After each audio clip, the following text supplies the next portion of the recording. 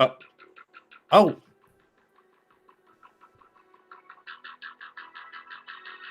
Hey. so I was gonna what? put on that. I was gonna put on that Led Zeppelin song. That Oh, ah. you'd be facing copyright infringement. You'd be facing some serious legal hardships in 2021. As if 2020 wasn't hard enough, you'd be now going against Led Zeppelin for the usage of their song on a live Yeah. YouTube video. Not a So good way to start the year off, my friend. I made the last second decision to try and cue it up to the haunting season credits part, and then we're live. So here we are. Hey, what's up? Here we are. So, how's things going? What do you do? It's so weird to meet like you here at this hour. I know. I'm usually like asleep by now. It's 5 o'clock. 5 o'clock Pacific time, man. You're Yeah. sawing logs. No, I'm usually coming in from a brisk walk with my wife and the dogs and getting ready to make dinner. But tonight we're going live. This It's is very Friday and this we're is a live. very special night. This is the first this is 2021 and this is It live. is. So it is now what this is January 7th of Yeah. I'm 2021.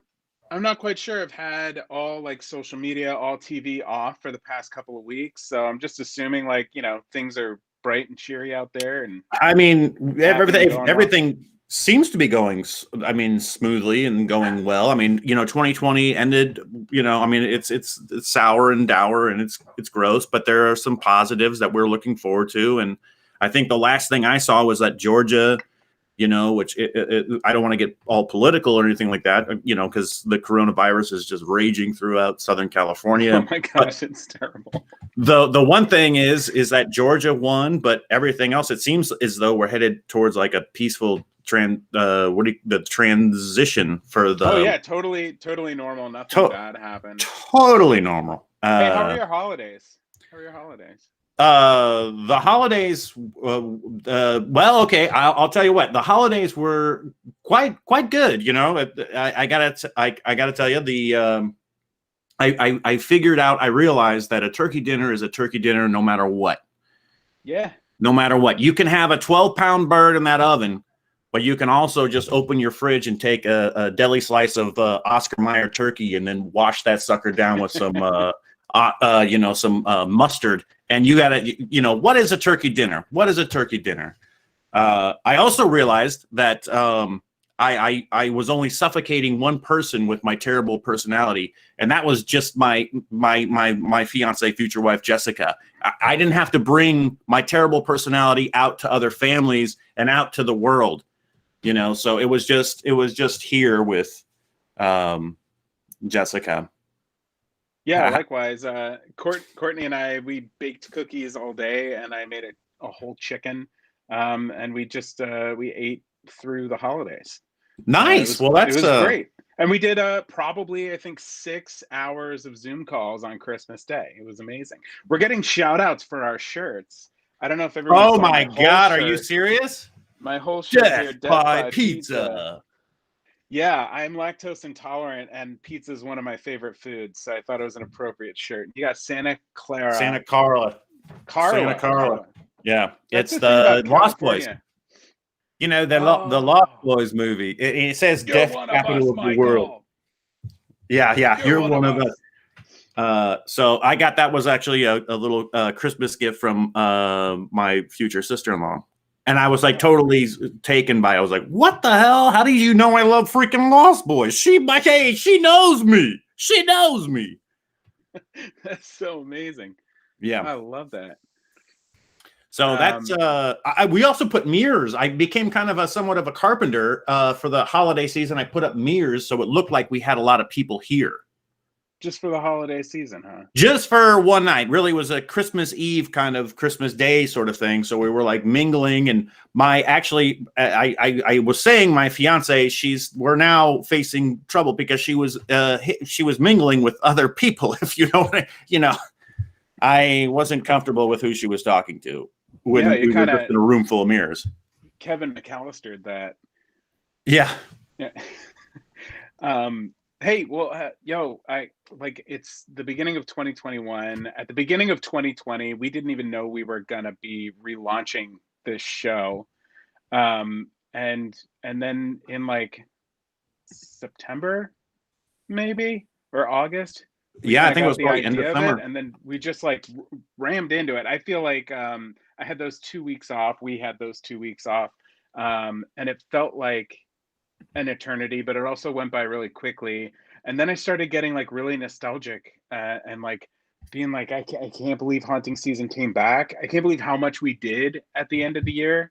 We did so many episodes, Yeah. like back to back every week. It's been insane. So I kind of wanted to reflect a little bit on that and be like, it's only been a couple of months, and I feel like we're like up and running and kind of finding our feet and doing cool things. We have a ghost now. Oh, he's on that Oh side. yeah, old fast Eddie, right? Yeah, Eddie Spaghetti, Edgar the Ghost. Eddie Spaghetti. How's he doing? How was he? Does he deal with fireworks okay? Did you have fireworks on the New Year's? Yeah, he kind of like shakes, but like his temperament is fine. You Okay. know? Yeah. And how would you describe like overall as having him now as a ghost mate? Is like does he get up and like, oh man, I'm gonna check the fridge, or the heat it's just too hot in here. I gotta turn down the heat, or We're it's kind of like we're kind of on different schedules because I'm more of like a morning and daytime person. We cross paths a little bit. I get up at like 5:30 sometimes, and like we'll cross cross paths a little bit. paths cross. Yeah, and sometimes on the weekend, Courtney and I'll stay up and watch a movie until like 11 or something. But for the most part, we don't really bump into each other all that much. We've been meaning to go on more photo shoots. It's just been crazy out there in California, Yeah. with the COVID and all that. And But and with the dogs, is he good with the dogs? I wonder if he like his, he's got his little sheet. If he's like, hey, can you watch it? Or if the dogs are like, hey, I don't like Edgar being around here. I don't like him roaming around in the kitchen at 3 o'clock in the morning, 4 o'clock in the morning. It at really first freaks me out. they used to bark a little bit, late at night, and that would wake us up. But we'd just be like, that's just Edgar. It's fine. The main thing is he ends up chasing Courtney around if she gets up to use the Oh bathroom in the middle of the no. night, and then that becomes a whole thing. And then we've got to like, everybody's got to take a moment to calm down and be like, hey man, you can't be doing that. Yeah. Can't be doing that all the time. Disrupts me, it disrupts her. It's this Right. roommate stuff, really. Absolutely. Absolutely. And does he have a Um, place? Go ahead. well, I was going to change the subject. Okay, yeah, go ahead. I'll blog about this later.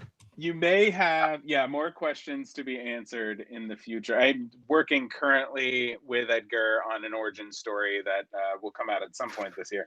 But I wanted to show you what came in the mail the other night, right before bed. It was like 9 p.m. And I was like, oh, there's a Okay. really weird box. Okay, so wait. Remember we ended because you got haunted by some damn doll. So are we ending short here tonight because we're only No, no, like no. 7 minutes into the show No, and now you're getting receiving mail?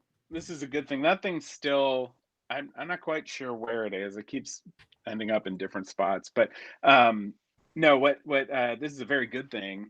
This is something that we helped contribute to. Oh, early One for haunt. you, one for me. They're the hardcover, Oh my gosh. augmented reality charged comics, graphic novel. They're Yes. absolutely beautiful.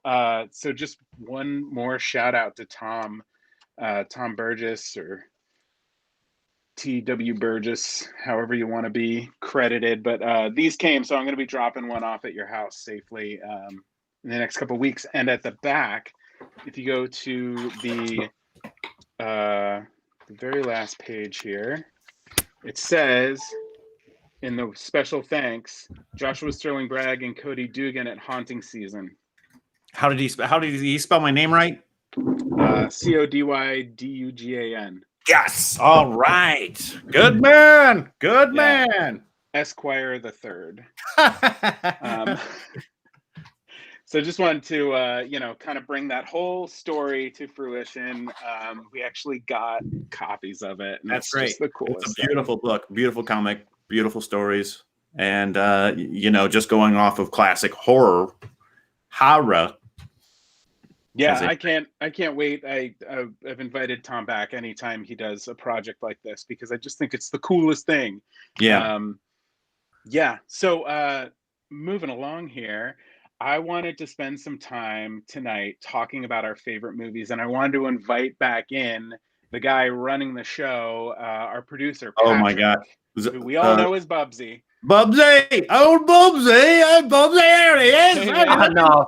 Old Bubsy. If I had any idea I was going to have to keep that voice up, Bubsy would have never been born. Bubsy would have stayed just in our figment of imagination forever. Yeah, I wanted to, you know, like we kind of talk about it from time to time, but I want to know what people's all-time favorite scary movies are, and talk about them and find out what you guys think are scary about it, what's enjoyable about it, why you like scary movies. So Cody, I'm throwing you the ball first. What's your all-time favorite movie? Well, it was, I think I said the Herbie. Herbie goes to Monte Carlo, which, you know, he chases down, he's you know, put out to Europe, and he chases down and he eats Don Knotts. No, but like one of my favorites, it's so weird in the last couple of weeks. So the Changeling has always been my number one. I've always loved the Changeling. With George C. Scott, there was the one with Angelina Jolie, which was about like I think a kidnapping or something. I never saw that. That's just Changeling, I think. Okay, and then Doctor Strangelove now seems like I watched that one here recently, and I was like, and seeing what's unfolding, I'm like, oh my God, you know, is this? Have you both seen that? No. So why? What's Doctor Strange? Give us like the quick synopsis for those who haven't seen it. Josh, do you want to go or do you want me to go? Please, I haven't seen it in maybe. Oh my God! Okay, so it's a Stanley Kubrick flick. It's got Peter Sellers, and a guy has basically war general has hijacked the codes, and he's got codes to bomb like Russia and drop nuclear weapons all over the place. And he thinks he's talking about fluoridation and saying that there's been some sort of infiltration through fluoridation. What's fluoridation? Well, like water and stuff like that, and that everyone is now like communist, and they're being slowly taken over by like these like Russian and Chinese. There's like this insurgents, and he is the only one who's aware of it. But he's also in charge, and his assistant is going, who's played by Peter Sellers, and Peter Sellers plays like 9 different characters in this movie.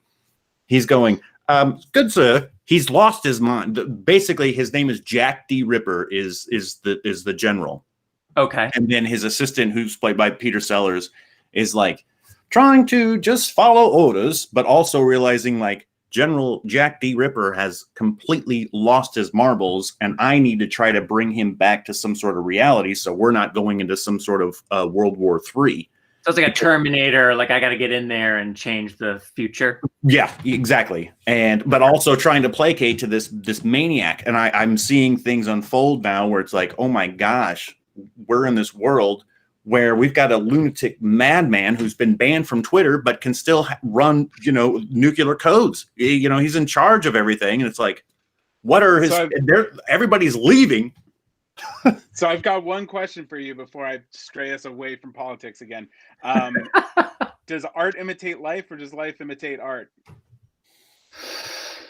Is it either or? So the Changeling. Or? I watched it. You've brought up the Changeling so many times. I love that movie. I watched it. I finally watched All right. So what did you think? What did you think of the movie? Well, sir, I loved it. It's your classic haunted house story. Where it reminded me a lot of like a few things. So the score reminded me a little bit of Back to the Future at times, because it had that like doodle-doo doodle-doo that you hear kind of at the beginning, you know, when he's like, oh, something's afoot. Yeah. So that was a really interesting reference. It made me wonder like if it's the same person who scored it, or if there was influences taken from that, or if it's just a coincidence. And then the story reminded me of a more modern story that is one of my favorite horror movies. It's in my top 5 list, which is The Ring, because there's this haunting and there's an investigator who's like not really an official investigator, kind of going out and doing things and getting their hands dirty and trying to solve the mystery and trace things back to the origin of like, how did this happen and how can I solve it? And that is my favorite kind of story, because it puts the average person in control of this out of control situation, and the only thing they can do is dig deeper. Wow, Josh, that was deep. I loved it. That's awesome. I haven't seen it either. I'm sorry, I'm the worst other person to have on at this point of the show, but I'm psyched because I love horror, but I also I've gotten saturated on horror that just doesn't cut it. So I'm very picky now. But these both are great endorsements for each of these movies. So this is exciting. Cody, what makes The Changeling your favorite my gosh. horror movie? Well, when I saw it first when I was a kid, very young, and it was one of the first horror flicks that I ever saw. And I just remember being struck by the ball coming down the stairs, the wheelchair, I remember vividly, and then also the voices, and then also there's the scene where they get the psychic in and they just give her paper and she's just staring off into the distance, and she's saying all these things, and then George C. Scott plays the stuff that he's recorded later, and he's like, oh my God, it's matching exactly what she's saying. And you hear this faint little kid's voice in the distance, and then also the banging, when he first goes to the place, and there's just this boom, boom, boom, and you're like, where the hell, what is this coming from? But you don't know. And then you start seeing these images of a kid being drowned in a tub, and that's where so. But then I didn't understand until much later that there was also there's a different story. It's a mystery. It's a crime mystery story in which a kid has been killed because he was in a wheelchair, and they wanted to have they came from a political powerhouse. His parents. Yeah, and so they were like, we can't have this person be in charge because he's in a wheelchair. We need this person to be in charge who is fit and sturdy. So they, so they get rid of the child. Yeah, that was the mistake. Story. That was the mistake. The things that freaked me out the most, one, definitely the wheelchair. I was surprised. I got legit pins and needle, hair standing on end with the wheelchair. Inanimate objects moving and people running away, and they're coming at you faster and faster. That stuff freaks me out. And I thought it was so cool how the necklace comes out of the ground. Yeah, when they're going digging. Yeah, they must have shot it in reverse or something, because it just kind of comes, this golden necklace comes out of the dirt. It was really cool. So I looked up a couple of lesser known facts about this movie, Cody, to see if I could make you love the movie even more. So did you know that this movie was based on true events that the writer, Russell Hunter, experienced, in Denver, Colorado. At the Henry Treat Rogers Mansion. Okay. Did you know that they couldn't find a suitable mansion that was scary enough to make the movie in? No, I did not know that. So what they did was they spent $200,000 on putting a creepy Victorian facade on a normal modern home. And then all of the interiors were an elaborate series of sets inside of a studio. So so it takes place in what, Seattle or something like that, right? It's either is it Seattle? No, I think it takes place in Canada, but they shot a bunch of it in Chicago and Seattle or something like that. And then there was some stuff that was filmed in Pennsylvania. And then the wind, the sound of the wind was recorded in California, in Palm Springs. Yeah, there are all kinds of weird facts like that about this movie. I just know that I knew about the what I knew Scorsese had said that this was one of his favorite flicks one of his favorite horror flicks of all time. And then also I knew this was based, because I was I got to find out more about this. Is this based on a true story? Is this because the Kennedys had some sort of story where they, had some sort of sister, and they kind of hit her because she had some sort of mental disorder. What was it? Is it Rose? Rose Kennedy? What did she have some sort of mental disorder or some sort of physical? Yeah, I'm gonna butcher it, but yes, there's a member of that family who was institutionalized because of her health condition. The family basically, I don't want to butcher it too much further, but yeah, there is something there. Right. So I was thinking, is this based on some sort of story? And then because I was thinking, maybe they borrowed it from the Kennedys, or maybe they borrowed it from some sort of other, whatever.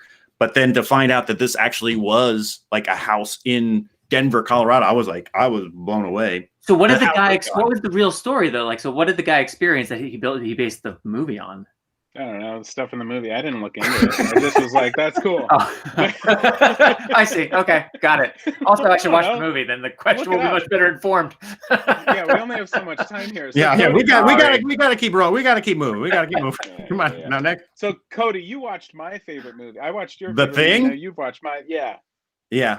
The Thing. John Carpenter's The Thing. Oh yeah, right. I mean, I saw that movie in the theater quite a few times. It's always been one of my favorites, and it's like I think it's become like a cult classic because I remember as a kid, it was just always something you found at like Blockbuster or at your local VHS store, and it was always available. No one was renting The Thing, the John Carpenter The Thing, and so I always watched it in like sleepovers and Halloween, parties or whatever. We'd always watch The Thing, and it was always supposed to be like a scary movie, but it was like it was just so great, and I love John Carpenter. But then Jess and we watched it last night, and it'd been a while. It'd been maybe about 8 years, and I was let me just turn up the lights here real quick. Oh, Just using a little wow. It but holds up. Yeah. It holds up, and that's for one reason alone. It's practical effects. They tried to do a prequel to this movie, and they got this practical effects house to do all of these incredible practical effects to try and like match the production level of the original. And some executive producer or something decided to put CGI over everything, and the movie was a tremendous flop. And the people who did the special effects, the practical effects, they posted stuff on YouTube. I believe you can still find it, of all the behind the scenes of what they were planning to do. And it's incredible. It's like people split in half with a second head over here, and you can't tell which one is the person and which one is the prosthetic until they start talking. Just like crazy stuff. But it was such a bummer. Such a bummer. It's an amazing movie, and I was really it's still like I think a lot of people will be like, oh, because you watch some sort of movies, horror flicks from the 80s, 90s, and you go, oh my god, that's so outdated. It's so blah blah blah blah, and the effects really are just tough to watch. It's still, I mean, it's great. Whoever was the makeup artist, I don't know if it was Tom Savini or whatever, but it really holds up. The story is now like so. I think what you were saying at one point in time is about like the AIDS, like it came out during the AIDS sort of pandemic. Yeah. There because you can't tell if someone has the thing inside of them unless you do a blood test. Like that idea wasn't lost on John Carpenter, that there were similarities between that and the AIDS crisis. And I've been watching Eli Roth's History of Horror. And it's 2 seasons of like hour-long documentary style, and they'll like pick monsters, or they'll pick ghosts, or they'll pick haunted houses, and just go for an hour into that with like all the best directors, and like even people like Jack Black and Elijah Wood, Quentin Tarantino, like Rob Zombie. Everybody is in this show for one reason or another, whether they played a character or directed something or wrote something. And yeah, that was one of the things that I'm learning from that show, is why films are made at certain points, like what inspires these films, either indirectly or how it's, directly commentating on what's happening in society. Great flick. Yeah. And now with this, the virus, it's like, and then like see them all be like, all right, you've got to quarantine. We've got to lock everybody down. And it's like, holy shit, this is like so like real. And this is like now. A lot of things are feeling more relevant. Courtney and I just watched Shaun of the Dead break, and boy, that film feels different now. Wow. Yeah, that's what's also like very funny is you watch certain horror flicks and you go, don't go that way. Everyone knows not to go that way, or don't do that. But then people do that, and then now it's just like, yeah, of course people would do that. There's no surprise. Like, oh, what are you doing? But now you see think of that. And you're like, oh boy, I guess these horror directors and writers knew exactly what people would be doing. So The Thing is my all-time favorite movie. I've seen it in the theater once. I saw it in Brooklyn, and I've seen it on tape a couple of times, and I think the first time I watched it was on VHS. I'm not 100% sure, but the thing that I love about it so much is those practical effects and the the level of weirdness I had never seen in anything before that. I don't think I've ever seen it in anything after. Like Freddy Krueger kind of gets there. The movie House has like a weird mutant creature in the closet, but nothing that's just like time after time after time, just surprising you throughout the whole 90 minutes in the movie. And then the So that's why music it's my too. favorite. I love all, like, John Carpenter just has a way of just having, like, setting up the perfect, like, music or Yeah. score. It's just like him and a keyboard with like Yeah. 2 fingers, and That's that's it. all you need. So here's some interesting trivia I looked up. So to give the illusion of an icy Antarctic conditions, the interior set that was in Los Angeles sound stages were refrigerated down to 40 degrees Fahrenheit when it was well over 100 degrees outside. So the whole crew and everybody was freezing.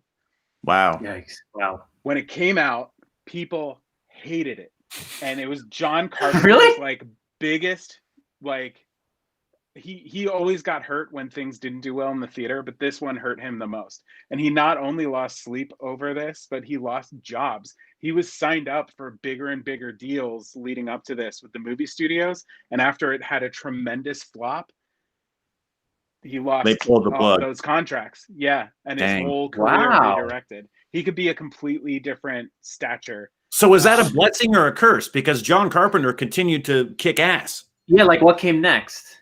Yeah, I don't know. But I do know that the film started to pick up popularity when it came out on VHS and when they released it on television. So just like the whole movie theater experience, people were like, it's gratuitously gory for absolutely no reason. There's no like substance to this, and like everyone who loves it now is like, it's the perfect horror film.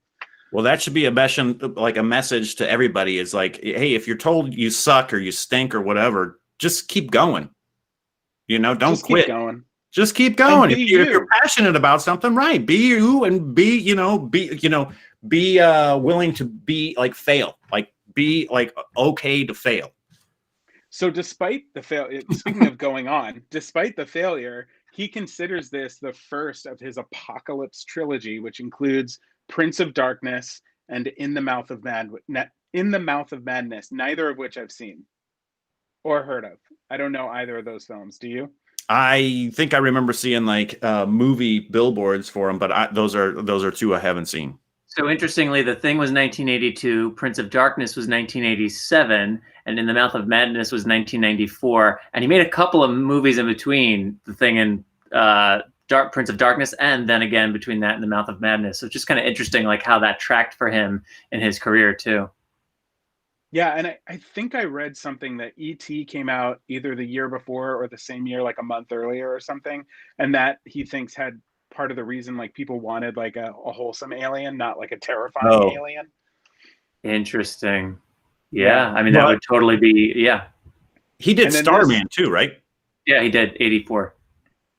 And then this piece of trivia links us into Patrick's favorite horror movie. So the film budget for The Thing was $15 million. At the time, it was his biggest budget for anything he had done yet. And it was substantially higher than the average horror films at the time. Friday the 13th, which was 1980, had cost $700,000. And John Carpenter's original movie, Halloween, 1978, was $375,000, which is tiny indie movie level. Mm-hmm. Wow, the return on that investment. Yes, which we will get to in a moment. But Patrick, why is Halloween your favorite movie? I just rewatched it today. Oh, really cool. All right. I've been thinking about that since we started talking about this. And when I remember my brother and I, we watched a lot of horror movies as kids, but Halloween was legit scary. Like that was the one that disturbed us. And I just remember being frightened by it. And I think back to like the suspense and the music and all the just anticipation space of that film was just so nerve-wracking. And then I think Donald Pleasance, man, like that guy sold the hell out of Michael Myers. He's like the best. He's like the pallbearer to the Undertaker, right? He just makes the mythology of Michael Myers come to life in this incredible way. And I just believed everything that man did. So I was in for the Michael Myers journey. Cool. So I didn't watch any slasher films until well after college. I never got the attraction to it. I didn't like in college Saw was coming out, or maybe even the Phew. second one had come out, and so that was like the birth of the term torture porn. Yeah. And so in my head, it was all one and the same. Like all slasher films must be about torturing people and gratuitous violence. And I was at my cousin's house on one of my ghost hunting trips, and it was happened to be over Halloween. We were actually presenting at Cryptonomicon, which is the horror Whoa. convention in Minneapolis, and she was like, "Do you want to watch Halloween?" And I was like, "Oh, I guess so." And she's like, "I love Halloween." And I was like, "Really?" Because she doesn't watch a lot of movies. And so we watched it, and I was like, "Oh, I had no idea." And then immediately we watched Friday the 13th after that, and it was just like, I get it now because they're campy, they're fun, they're not torturous or gratuitously violent. There's like so much story there that I didn't realize. Yeah, I mean it's great. I mean they're both, but well, Halloween in particular, it's ultimately a family story in a few ways as well. And that relationship between Michael and his sister kind of drives the whole thing. And yeah, there's something like really, and Jamie Lee Curtis in that movie too. Like her performance as well is just, it goes well above and beyond the scream queen kind of genre tropey thing, in the same way that these go beyond the like bad rap slasher films can get, because there are definitely cringy moments, looking back on it now 40 plus years later, where we are in society and technology, but at its core there's a real story there. There's a real great sense of suspense. And I also think the psychology of Michael Myers, and this is one of the things I love too about the reboot from like 2 Halloweens ago, that came out, and I thought they did a really good job with the Michael Myers character. His psychology, he, like a lot of the monstrous, they move slow, and you don't exactly understand, like, how'd you get from there to there? But there seemed to be rules and a psychology to the way Michael Myers operated that just made him particularly bone chilling. And I thought they did a really great job in the reboot. Whoever played him, the way he carried that character, it was like, oh yeah, that's Mike Myers. Yeah, that's that guy. I thought that guy did a great job. Cool. I gotta watch my way through the whole series now. Well, Halloween takes takes a weird turn where it becomes like this like costume place. It really, like, because the producer and also John Carpenter like took off, and so it takes a weird turn. It goes all way off. But I love the first Halloween in that, like, when you're talking about Michael Myers, is like he seemed, as opposed to some of the Jason Voorhees and Freddy Krueger, it was like, it's like, okay, we get it. He's not going to die. He's just going to chase you down and blah, blah, blah, blah. But Mike Myers actually seemed like, no, he's real, and he's calculated, and he's going to, come after you, and he will kill you. And he also feels pain. Like, he gets stabbed at one point in time. Yeah. The music is huge. Also, like the camera angles inside the cars, and like the dopey like teenagers that are like, oh man, what are you gonna do for prom? And just like this innocent but this impending doom that and like just the one scene I remember in particular is like where they come to the loony, the loony bin, and you see all these people like in the middle of the rain, and Donald Pleasant is like, lock the doors. What's happening here? And there's like this panic, and it's like, holy shit. And then next thing you know, he's on top of the car, and you see all this stuff, and he's breaking in, and it's like, holy. And he breaks the glass with the with his hand. Yeah. And then they're driving around, and you see they're getting tailed by this car. It's just so, it's at that time, for like one of your first horror flicks, it's like, wow, it really sticks with you. And it's just like that classic boogeyman kind of, story. But what's great too is like that's a realistic beginning. It makes the monster real, because the first thing we see before we see him terrorizing, or we hear rumors about a guy Mike Myers, we see the gates are down and the crazies are free, and this guy, like we just said, breaks glass with his hand. So they establish, he's phenomenally strong. He was locked up, now he's free. welcome to Haddonfield. Yeah. You know, like, so what they give you enough that it's not just based on, you know, rumor and legend. So there's something that makes it all the more, I guess, like scary because it feels more possible right off the bat. Yeah. It's great work. So here's a little bit of trivia that maybe you do or do not know. Halloween is one of the most successful independent films of all time. So I mentioned that they spent $375,000 on the film Soup to Nuts. It made $47 million. Jeez. Wow. And counting. It was originally called The Babysitter Murders, but to reduce costs, they decided to have it all take place on one day. And the way that would reduce costs is they'd have like way less wardrobe changes. And so they're like, okay, that's a great way to cut money. It all takes place in one day. Done. What day? What's the scariest day of the month or of the year? Halloween. And that's how it became Halloween. And they just like, you know, because of budget, reduced it down to this perfect little capsule. Yeah, that's a great example of that. When you're forced to kind of reduce down to its like real DNA, cut down to it, it can help unlock some really cool things. Yeah. Everyone wears the same clothes. Okay, next. This story is based on an experience John Carpenter had in college touring a psychiatric hospital. He met a child who stared at him with a look of evil that terrified him. Wow. Who is that? I don't know. Are they? Where are they now? How do we thank that person, that kid? I don't know. I doubt you can. And this is a longer one. This is my last bit of trivia, but I think this is my favorite out of all of them.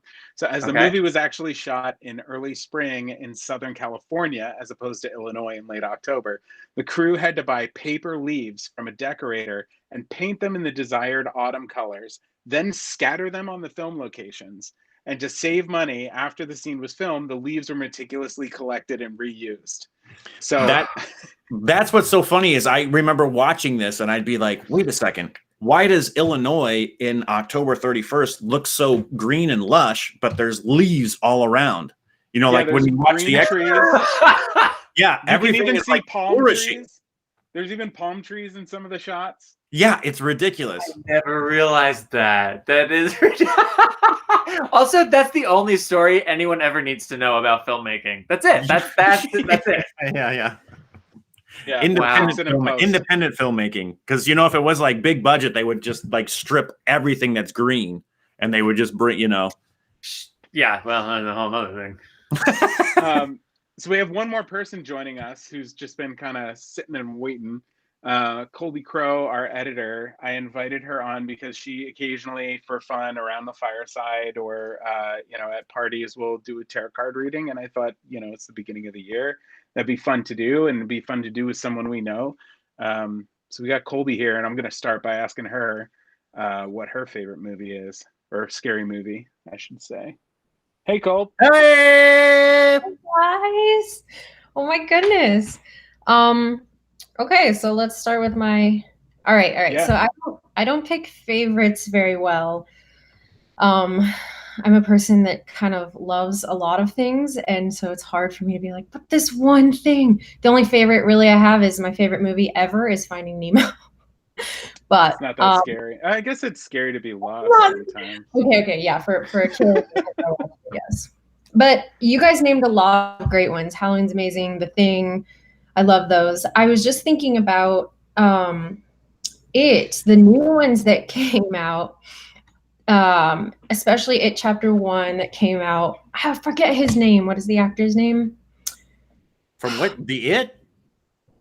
It Pennywise. What is the new Pennywise? It's a Sarsgaard. He is such a great actor, but let's see. I would say A Quiet Place has been my most recent, like, gets me spooked. I mean, I think it was Krakowski. Yeah. And it's just those elements of, like, since I've been getting into editing and diving into our stories, especially like haunting season, and listening to things, it's like I'll spend so much time in the day now just listening to sounds outside. And then when you watch that movie, you're just like, oh my God, there's absolutely nothing. And then it's like something will just like come or spook you, and it's amazing. Yeah, my dogs would never survive in that environment. Yeah, they never did they bring that up in the movie at all? Like having dogs or having cats and being like, Oh no, I don't. I think out of necessity they were. Yeah. you gotta just pretend like dogs and domesticated animals never existed in this movie, okay? I love that movie, and I love the It movies too. I'm glad you brought them up. So Cody, I don't know if you know this, but pre-COVID, I don't really have many people who will go see scary movies with me. So Colby is my scary movie person, and so we saw both the It movies in the theater and just like laughed hysterically through all of them. One, because it's so fun to be scared, but two, because there's like a great amount of like balance between comedy and ridiculousness and being absolutely terrified in those movies. I don't know if you've seen the reboots, Cody. I saw the first one, and I really didn't care for the original all that much. I think it was on television. It was like the Tim Curry one. Yeah. And then I saw the one. I think I saw it in the theater, and it was better than I thought the TV series was. But I think I felt like it was like Stranger Things coming off of that, success, and it was trying to. There was just a lot of. It was just very familiar, but it also had its scary parts.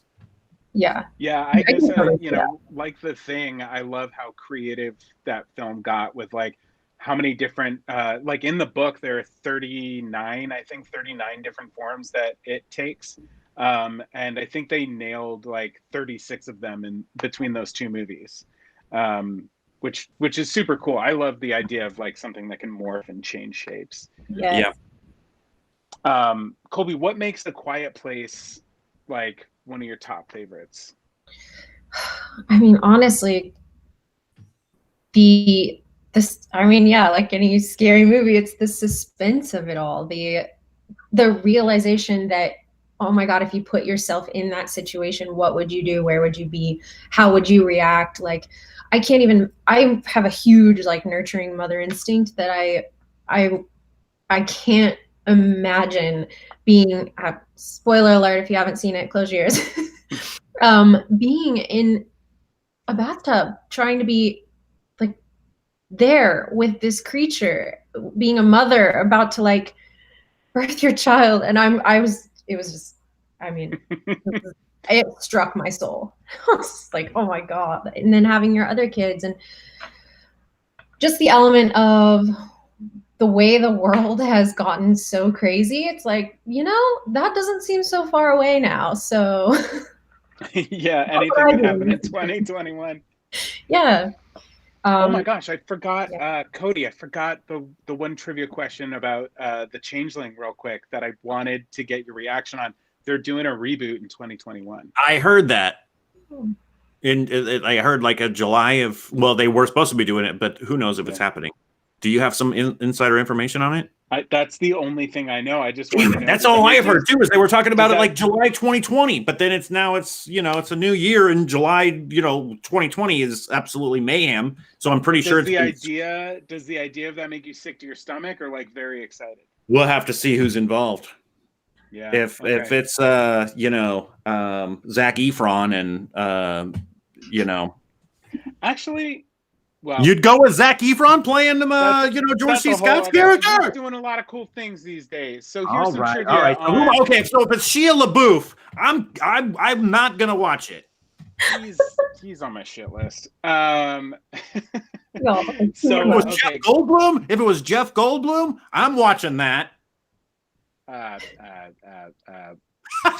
There's a child. What is this? What is this? It's a child. You'll have to watch it, Cole. Dead child. So Colby, some trivia I looked up on A Quiet Place. So John Krasinski played the creature in a couple of scenes. Did you know that? He wore a motion caption suit to kind of help create the walking cadence of the creature. Absolutely did not know that. Mad respect. That's crazy. The first line of dialogue isn't spoken until 38 minutes into the film. I mean, Isn't that nuts? I remember that it was like, okay, this is where we're going, but that's a long time. In order to connect with the characters, John Krasinski edited the first 2 cuts of the movie without any sound at all. And according to him, the whole movie could work perfectly without any sound whatsoever. Oh my gosh. Wild. This one's really cool. So day 473 of the invasion is on October 3rd, which we find out in the movie somehow. This means that the invasion started on June 17th, about 2 weeks before July 4th, which is why they have fireworks in their field. Oh my God. So thought through. I love it. Okay, and then this one is a little bit of a spoiler, but these movies are great and it's not going to affect anything. So as Reagan visits the grave of their little brother, you can see 2016 to 2020 inscribed on the headstone, which means that the majority of this film takes place in 2021. Wow. Oh my gosh. Oh, That's pretty freaky. Whoa.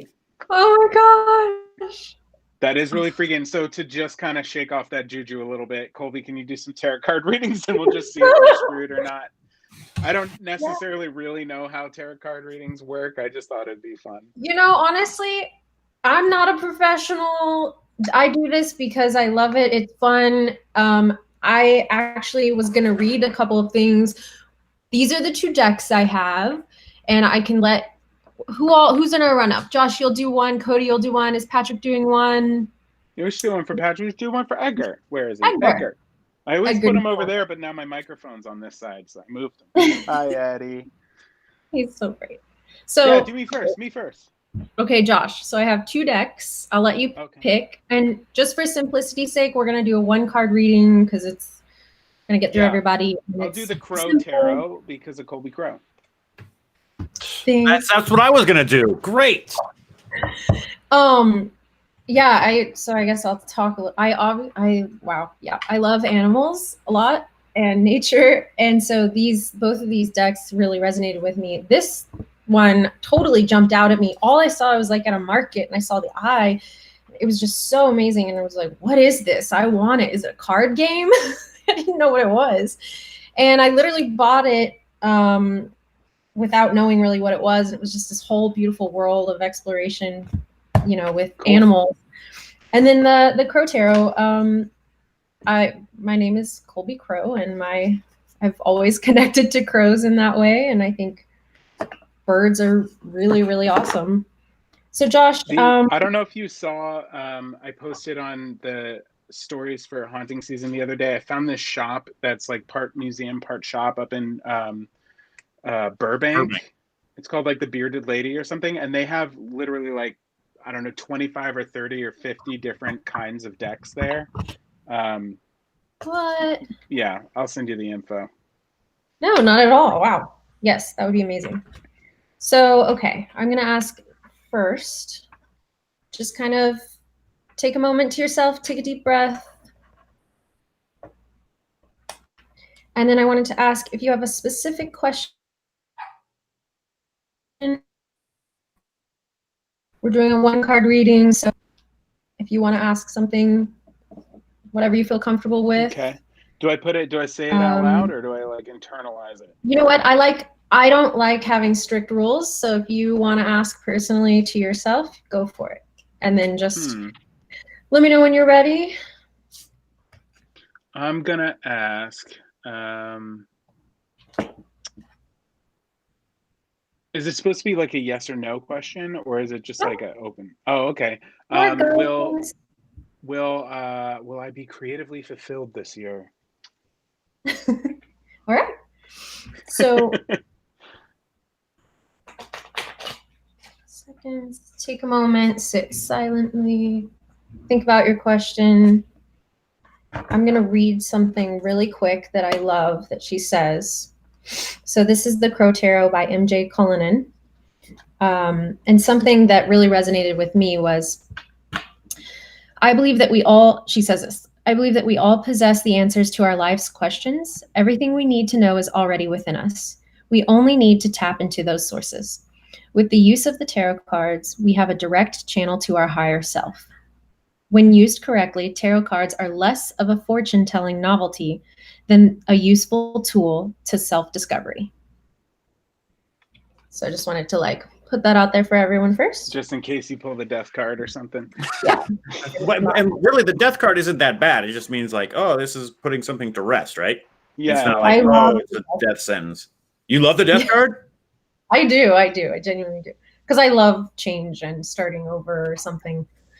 I like dead things too. So. Yeah, great. I like dead things. It has death on my shirt. Okay, so we're gonna do a fun one. Josh, I'm actually going to hold the cards up and I'm gonna see if you want to like try to pick one from there. Okay. This is gonna be impossible. Would you like? I'm gonna go on the one that your middle finger is touching from your left hand. Yeah. This guy's sticking out. I see it. I see it. Okay. All right. The Queen of Wands. Yes. Look at that beautiful card. It's upright. Ooh. That's me and my dogs. Okay, so I'm just going to read straight from the book so we can keep it simple and everybody knows what's going on. That's great. That's great. Okay, so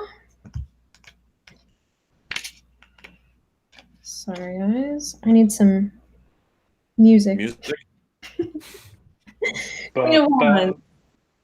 Paul Abdul, you want some Paul Abdul? Oh my gosh, no, we're good. We are good. Okay, Josh. Yeah. Ready? The Queen of Wands. The Queen of Wands is a dominant creature sitting on her throne of lions. No one would accuse this bird of being demure. With a plan ready for success, the Queen of Wands often appears as bold, fearless, and determined. The Queen appreciates the potential each journey offers and takes the opportunity to learn something new about herself with every challenge. The energy of the Queen of Wands is healthy and agile as she moves through the world with a vibrant flair. With a taste for the best, this is one crow you won't find near the garbage cans as she uses her creativity, quick-witted mind to discern the finer things in life. Okay. All right. I love it. And if you want later, I can send you pictures of everything so you can just kind of let it percolate. Yeah. Yeah. Nice. It's really pretty. Okay. All right. Who's next? Cody. All right. So is Zac Efron going to be in the reboot of The Changeling? Ooh. No, I'm kidding. I'll say will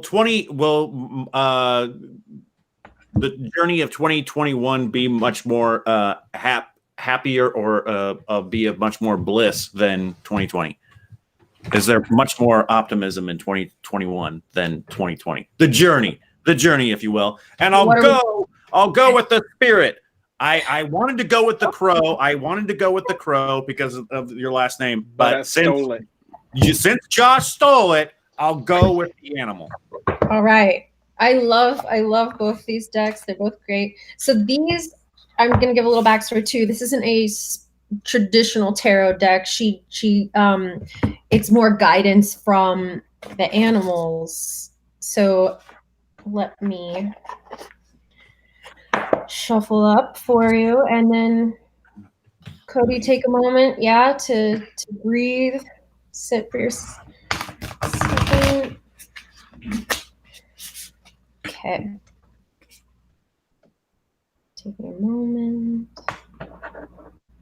Allison Stone says the card is just going to say invasion. So basically, what are we looking for this year? What animal has a message for us? Positive vibrations.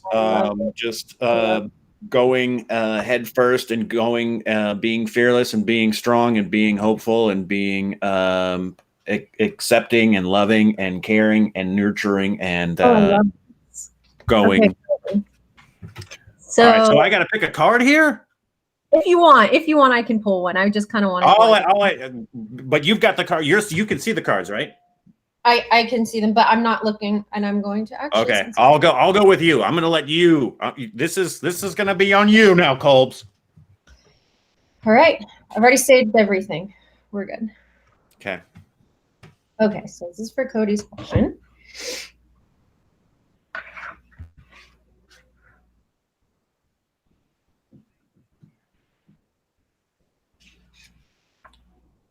All right, dear. Okay, so Deer in I'm the gonna. headlights. Oh, deer's hunted. Deers are shot. Oh, great. Yeah, I've got to read this one. I don't get pulled often. Oh, So really? I'm interested. I actually don't know this one by heart very well, so I'm interested to read as well. So it's pretty cool. She divides hers up into the alchemy symbol elements. So earth, water, air, and fire, and spirit. So this is an earth symbol. So what I'm going to do is read you what the deck of earth represents, and then specifically the deer. So earth, creatures of the field and the forest. Oh, by the way, this is Kim Cran's deck. The suit of the survival and instinct. Okay. The creatures represent our relationship to fears and habits. In general, the creatures of this suit are grounded, dependable, and supportive. However, since they are so drawn to routine, they often become stuck in their ways. Several earth cards indicates that consciousness remains rooted in the material plane, or as referred to in yoga terms, the gross realm. This means practical concerns are at the forefront of the mind: money, home, work, and family, not leaving room for much else. Movement and exercise are especially helpful to counter the stagnation or stuckness that can accompany excess earth element. Okay, so that Great. kind of, That so now, doesn't sound good. no, it's okay. It can be great. It's movement. It sounds like being stuck. It sounds like being like, oh, geez, I'm so concerned about the money. Oh, my gosh, my house. Oh, geez. Everything that, Awakening to say, okay, we need to pay attention to these things in the way of, for your journey in 2021. Okay. The deer specifically. You ready? Yes. Cody, I don't know about this. Come on, dear. Don't let me down. Okay, Oh, the deer. Loving, intuitive, graceful, the mother. So the deer represents the feminine aspects of earth energy. This energy is available to all creatures, regardless of gender, but is especially potent in new parents. During the first few days, they are fully present, nurturing, and calm. Their inner beauty radiates, and a sense of grace calms the room. A deer personality affects others in this way, drawing them towards a quiet tenderness. The deer card may appear when a birth or celebration of new life draws near, or when a situation calls for absolute gentleness and compassion. Wow. Whoa. I would say 2021 needs some gentleness and some compassion for sure. And new life. New life. Yes. So I love that Kim Kranz writes down here, she speaks of ways to bring your energy back into balance, and when you feel out of balance, how you feel. And so when you're in balance, you are receptive, compassionate, and nurturing. When out of balance, you feel concerned or protective. To bring back into balance nature and children. Yeah. Right on the point. I mean, right. Yeah, I would say this year needs a lot of gentleness and compassion and understanding. Cody Mafia Sergeant says, "Congrats, you're a mother," and Patrick says, "You're going to be a great mom." Oh, you are a great mom. I'm working on it. Yeah, I really mean that, Cody. I believe in you. By the way, I'm still here just in voice form only. Pazuzu. Yeah, Patrick, you can boot me and put yourself up, or you can just be audio. But it's we'll do one last tarot reading. Sorry, Edgar. We got it. We got it. Sorry, Edgar. Didn't one mean last to tarot bump reading you. before we wrap this up. We're just over an hour, which I really thought this was going to be like 20 minutes worth of content. And maybe should have been. We'll find out later. But I have been cares? wondering about what my question should be. If we're there, I got it. I don't know if you're ready for that, Colby. Yes, I am ready for you. Oh, but 'Cause first, as- deck. Sorry, which deck would you like? What's in your left hand right now? Spirit animal. Spirit animal it is. Okay. All right. All right, so And- here's my question. Yes. It seems like a year, like Josh just teed up, it might be the year that the quiet place creatures take over. So that's kind of terrifying. Shaun of the Dead has more relevance, also terrifying. Wednesday I watched the news, also terrifying. So my question is, how do I avoid becoming a zombie or otherwise undesirable creature in the year 2021? I love this question. Thank you. So you're not worried about being devoured by any of them. You're worried about becoming one of them. Yeah, because if I'm devoured, I go pretty quick, and I can deal with that. But I don't really want to contribute to the whole, perpetuation of the death. I love that. I love that question and how you worded it. I've been thinking about it. Yeah. All right. So let's sit for a While you're second. doing that, Allison asked if anyone saw the cube, and I will one up you. I will say Cube Tube Hypercube is the better of the entire trilogy. Sorry, go on. I don't know how to type back in the chat, so I'm just taking moments to Take moments. Take your slam moments. down some knowledge. Okay. Okay, so Patrick asking, take a deep breath, concentrate on yourself. You can call to whatever, God, universe, your own intentions, your own energy, whatever, universe, all the things. Anything is okay. And all right. I'm going to draw a card for Patrick.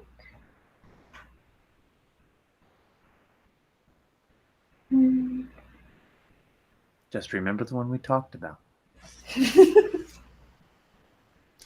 Woo. Okay. Fire sign, Scorpion. Whoa. So this is I'll read you what fire elements mean. Kind of cool. Change. So what is the Scorpion telling us? So Good the fire element, the creatures of the desert and grasslands. The creatures of the fire element lead us towards change. They represent the ego, and they challenge us to become our best selves. Although these cards appear more frequently when conflict or discomfort is present, the heat they emit is the elixir of our transformation. Several fire cards indicates that the heat is on. It's time of action and change. Deadlines and demands are around every turn, but it's all in the name of growth. You'll look back on this in awe of all that you have accomplished. When all else fails, remember that fire is the only thing that transforms darkness into light. Wow. Yeah. Okay, So good card. that's the deck. Let's see. Hold on. That's fire? But that is the fire. Yes, the fire grouping. So there's a lot of different cards within the fire. Okay, yeah. basically So good start.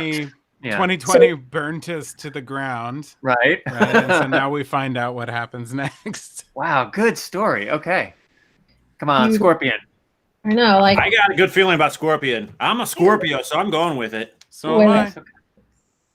God, Strong wait, start. what if it just doesn't exist? Hold on, sorry. We all got pretty back-to-back birthdays, Cody, me, and Patrick. Yeah, that's true. Although I'm a Great. Sagittarius, so I'm on the other side of the Scorp fence Yeah. there. At least it starts with an S. That is true. That is true. That's where I draw the line in cosmetology or whatever it is. Cosmetology. Scorpion. Okay. Oh yeah. So specifically, Right. passionate, competitive tends towards isolation. Hmm. The Scorpion is a passionate and determined creature. Their career is very important to them, as are a few select friends. Sometimes the Scorpion's heat festers and they focus on an unresolved event from the past, usually a situation where they were left feeling burned. The Scorpion card says it's time to come clean about your feelings so everyone can heal and you can get back to your usual fiery but fun self. Wow. When in balance, Oh my God. Okay. wild and free and fierce. When you're feeling out of balance, you're jealous, resentful, you may feel unresolved things. To bring back into balance, honesty and forgiveness. Wow. Okay. Man, Patrick, you pulled some cards, bro. Heck of a pull. Yeah. All right. I got a lot to get done. I'm going to be proud later. And I think that's a beautiful question of an answer for like everyone to kind of like check in with yourself and make sure communication is there and, you know, not letting anything unresolved go sitting as far as like. I just try to stew as much as possible and just try to keep it and just bury I it. think he's advising otherwise. Known as the volcano. Yeah. No, that's great, Colby. I had no idea what it would mean to have you read tarot cards on, you know, I don't even really know much about them. And this was really, I feel like left us in a really great spot. I want to end things by showing you something I found today on my computer. There are a couple of people watching on the live, and there will be people who regularly watch my episodes who they were fans in 2013. Fans feels like weird because I'm not famous, but they love the show since 2013, and they know exactly what this is, probably from the moment that I press play. And I just wanted to show that this is here, and I just got word from someone that it's okay to share. It's just a very short little So let's go. Let's do this. You guys, this is Hilltop. Up ahead of you is Hilltop. Right now the camera can't see it. It's a five stories. Scariest place ever. We're going inside the basement. We're gonna go up through all the metal staircases. Can't go in the attic because it's wood. So I found all the Hilltop footage. Oh, thank God. I thought you were going to break out something where it's like, hey, here's me at the Capitol. Yeah. Oh. I have so many And questions. we're back to politics. No more I'm politics. kidding. Yeah, I'm kidding. Yeah. Sorry. So my friend Guy I had this footage up on the channel for a while, and my friend Guy asked me to take it down because of the job that he had. And he recently reached back out and was like, I'd love to see it again. And, you know, my situation has changed a little bit. I wouldn't mind if you posted some of it again. So there's going to have to be a little bit of editing and stuff. But Cody, I think. Wait, does he have a job? Does the guy need a job? Wait, what about that? No, he's good. He's good. Okay. Yeah. I quit my job so you can put this up, is what I've done. I've sacrificed. That's what I was gathering. I think I've mentioned in the past. It's like he's now unemployed. I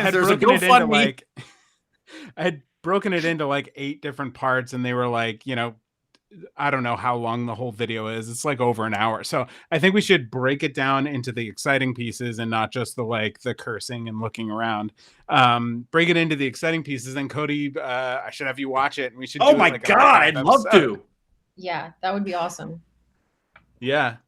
My Yeah, God. because I even got this one message today. I said I was going to end it, but then now I want to read this. Where is it? I screen. Okay. So this was when we posted the archive episode of the Hilltop story.